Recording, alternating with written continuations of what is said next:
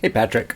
So before I start getting into theory, I want to briefly go over the CAGED system.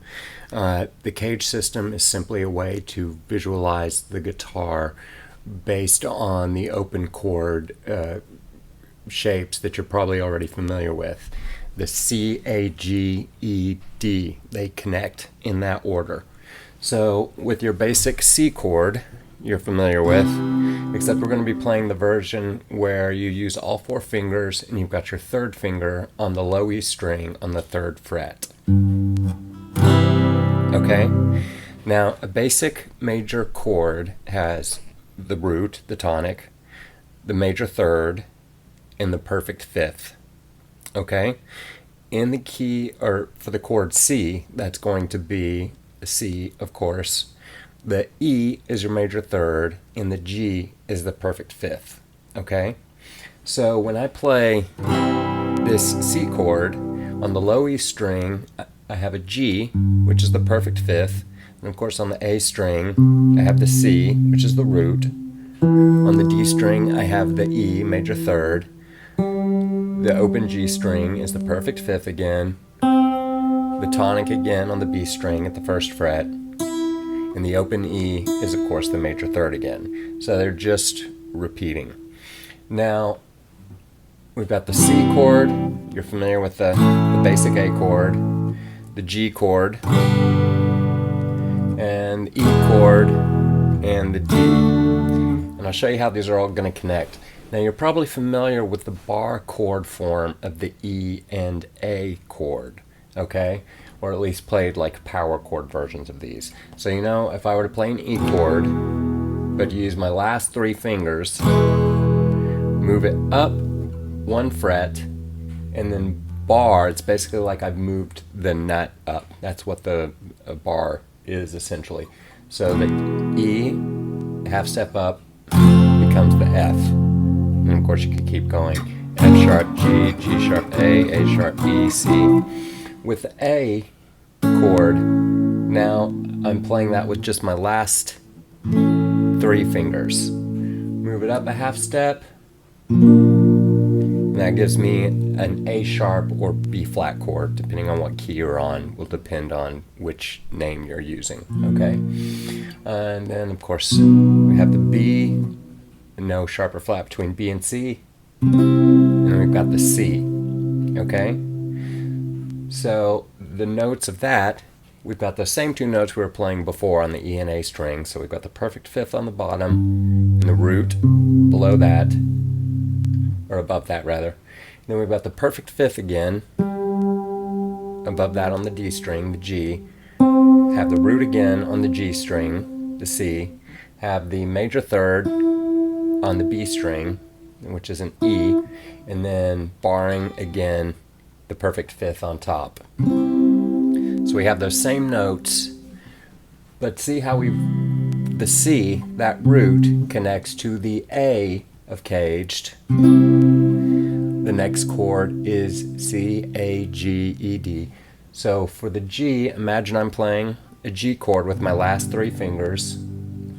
Move it up and bar, that would give me G sharp, A. This system is not about being able to play these chord forms. I can't think of any jazz or classical piece where I've actually used that G form, but you do want to visualize that, and you want to, and also you would very much use like the upper position of that or the lower position of that. It just lets you know from that chord shape, when you know your major scales well, then you know where all your other notes are in relation to that shape that you're visualizing, okay? So we've got the C shape connected to the A shape. Those barred strings at the fifth fret there become what would have been the open strings on that G shape, okay? Connected to the G shape. Then the roots are on the E strings at the 8th fret become what would have become the bar of that E shape. Once again, I won't go into each of these, but all the notes I'm playing are just a C, an E, or a G, okay? And then caged, obviously we've got D after the E, so where that connection is on the D string there, we've got the C, and then playing a D, it's a chord there, but actually with the D chord, you're going to imagine you're playing it as though you're hooking your thumb over the low E string at the 2nd fret. That gives you it's a very folk sort of country thing to do. Gives you the major 3rd in the root. It's just a different inversion, okay? So anyway, it's important to remember that. We'll come to that later. But then, and then connected to that D shape, it starts over again, C. So we've just got that C chord once again connecting to that D chord at the top, okay?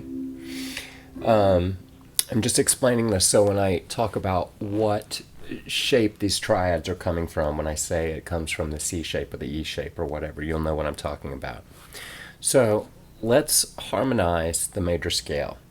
We're only going to do it up to the triads. We're not going to get into 7ths and 9ths and things like that. So how do you harmonize a scale?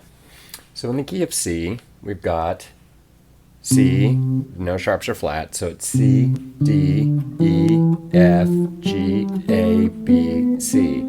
Basically what you do is you pick a note and then you skip every other note. So for the first chord, as I said, we've got the C, the major 3rd is E, and the perfect 5th is G. So the first chord is, and that's where this chart I gave you comes in. You'll definitely want to get this out or focus on this. So the first chord is going to be a major chord, C. What are the next 3 notes? D, F, and A, the 2nd, the 4th, and the 6th. That gives us a minor triad. So we've got a D minor in this case. The next 3, oopsie. Then for the next 3, we've got E, G, and B, which gives us a minor E, okay? So we start with the C, D minor, E minor. The 4 chord is F, A, C. Now we've got another major chord, F, A, C. That's going to be an F major. So then what do we have?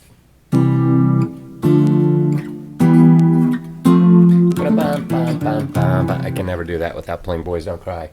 So the 5th is going to be G, B, D. So it's also a major. The 1, 4, and 5 are major. Then we've got the 6, A, C, E, another minor. And then the 7, and this is where it gets wonky. And if you're figuring out a song, you know that the majority of those chords, once you found the key, are going to be these chords that you've gone over in this order, whatever the, not straightforward, of course. But the 7 is wonky because it's a diminished triad. That means that not only is the 3 minor, but the 5 is minor. You just flatten that one. And it depends on the shape, but and that particular chord is just dying to go back to the home bass, where we've got the C again. Okay?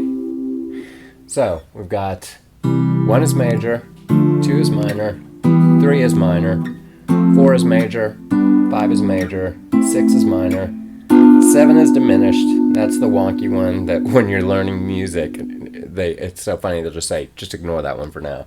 And then back to home bass. Okay?